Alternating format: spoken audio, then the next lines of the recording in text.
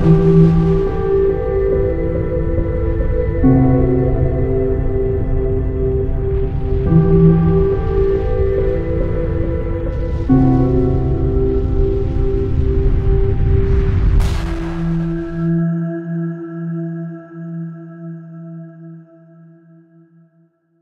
les amis, nous sommes le mardi 26 mai 2020, toujours en déconfinement. Alors je sais que cette émission va vous énerver, mais les très bonnes nouvelles, c'est en fin d'émission. Donc d'abord je vous annonce des trucs qui vont vous énerver, et après je vous annonce des bonnes nouvelles. Et c'est la guerre, là on peut dire qu'on est à la guerre. Puisque, après la publication de la scandaleuse étude du Lancet, là je vous rappelle financée par Abbott, Janssen, Mesoblast, Portola, Bayer, Baim Institute, et puis surtout la Harvard Medical School, la fondation Bill et Melinda Gates, Mark Zuckerberg, Mittal, Fondation Rockefeller, on trouve des choses quand même assez étonnantes, puisque évidemment cette publication fait effet boule de gomme dans toutes les décisions qui vont être prises par notre cher ministre de la Santé, sans se rendre compte que cette étude cristallise maintenant quasiment tous les médecins dignes du serment d'Hippocrate contre eux, contre le Lancet, parce que cette étude est falsifiée, on l'a démontré hier, et bien d'autres chercheurs vont le démontrer. Je vais vous montrer quelque chose. En même temps que l'étude, vous voyez, les règlements de mai 2020 de The Lancet, qui disent que les commentaires peuvent être envoyés par papier. Ensuite, d'habitude, quand on publie une étude, parce que cette étude, elle est sortie de nulle part, c'est-à-dire qu'il n'y a pas eu de préprint, elle est sortie, déjà d'une façon chose assez étonnante. On est passé de 8000 patients à 80, je ne sais plus combien, 18 000 patients en l'espace de 20 jours. Je ne sais pas où ils ont été les chercher, donc ça déjà, ça fait rigoler un petit peu tout le monde. Et ensuite, vous voyez que tous les auteurs doivent prouver leur conflit d'intérêt. C'est souligné en rouge, vraiment tous. Ensuite, nous avons les déclarations d'intérêt qui sont là, que je vous ai dit, même s'il en manque. Et alors, chose surprenante, c'est que cette étude, quand elle est sortie, il y avait déjà un commentaire. Donc ça veut dire que quelqu'un avait déjà lu cette étude pour faire un commentaire assez éloquent, assez grand, puisque son commentaire est long, très très long.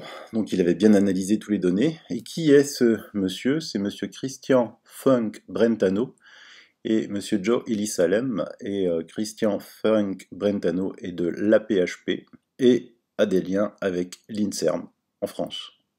Donc comment ce monsieur a-t-il pu, le 22 mai, en même temps que la sortie de l'étude, avoir déjà mis un commentaire? Donc ça veut dire que cette étude était déjà connue et tournait dans certains cercles et pas d'autres. Donc ça c'est vraiment quelque chose de extrêmement curieux, qui va encore en rajouter au dossier. Mais on ne s'arrête pas là, puisque on découvre que, hier je vous le disais dans mon mur Facebook, que le professeur Mandip Hermera, qui a compulsé l'étude honteuse du Lancet, et donc qui a fait que l'OMS déclare hier suspendre ses essais avec l'hydroxychloroquine, il était à une journée à Barcelone, où Gilead, firme pharmaceutique, bien évidemment, vous le savez tous maintenant, opposée à l'hydroxychloroquine, a organisé une session scientifique pour expliquer comment lutter contre le Covid. Il en était l'un des principaux animateurs. Est-ce qu'il a déclaré ce conflit d'intérêt? Et donc, vous voyez, je vous mets tous les liens, comme d'habitude, parce que là, je vais vous mettre beaucoup de liens, parce qu'il y a beaucoup d'informations. C'était quand même récent, c'était quand même en avril, que ce monsieur, pour Gilead, à Barcelone, expliquait comment lutter contre le Covid. Et certainement pas, vu qu'il était avec Gilead, avec l'hydroxychloroquine. Donc là, il y a un conflit d'intérêts flagrant, mais alors vraiment flagrant. Alors, résultat des courses, aujourd'hui, est tombé, ça on s'en doutait, l'avis du Haut Conseil de la Santé publique, qui dit que voilà quoi, hein. Des publications sur le sujet, dont l'article du Lancet, et les rapports des centres régionaux de pharmacovigilance rapportant des effets secondaires potentiellement graves, en particulier cardiovasculaires, en lien avec l'utilisation de ce médicament. Le groupe de travail a conclu de manière collégiale à l'absence d'études cliniques suffisamment robustes démontrant l'efficacité de l'hydroxychloroquine dans le Covid-19, quelle que soit la gravité de l'infection. Et donc, il recommande de ne pas utiliser l'hydroxychloroquine seule ou associée à un macrolide dans le traitement du Covid-19, d'évaluer le bénéfice-risque de l'utilisation de l'hydroxychloroquine dans les essais thérapeutiques, de renforcer la régulation nationale, internationale des différents essais, et à ce stade des connaissances, le traitement dit standard of care demeure le traitement de référence. Donc je ne sais pas ce que c'est le standard of care, si c'est la prise, comme en France, de rester chez soi et de prendre du paracétamol, et on n'étudie jamais les effets du secondaire des paracétamol, où je vous l'ai déjà montré dans cette émission, il y a plus d'effets secondaires, que ce soit au niveau global et au niveau cardiaque, que l'hydroxychloroquine et la chloroquine associée, depuis que l'OMS, avec sa source de pharmacovigilance Vigibase, depuis 1968, a recensé les cas. Donc on voit qu'on est dans une vraie guerre, là, entre quelque chose qu'on va appeler l'état profond. Hein. Je vous mettrai peut-être en fin d'émission un court extrait de la lutte qui se joue dans le monde entier. Hein. C'est pas uniquement en France, entre l'état profond et on va, je sais pas comment appeler l'autre, hein, les gens normaux, quoi. Donc c'est assez grave. Mais vous êtes aussi des abonnés assez exceptionnels. Là, il y a un abonné que je remercie, il s'appelle Mathieu, qui m'envoie un tableau qui répertorie un grand nombre d'études et leurs statistiques dispensant des traitements à base d'hydroxychloroquine et azithromycine, voire avec du zinc, dès les premiers symptômes du Covid-19. Les chiffres pour l'UHU Méditerranée sont les mêmes que ceux affichés sur le site de l'UHU. Il y a des données de l'étude du professeur Tselenko également, donc il est probable que les autres chiffres soient corrects aussi. Alors évidemment, ce ne sont pas des études publiées, mais on voit bien que maintenant, comme pour publier dans des revues qui sont financées par Bill et Melinda Gates, faut montrer patte blanche, hein.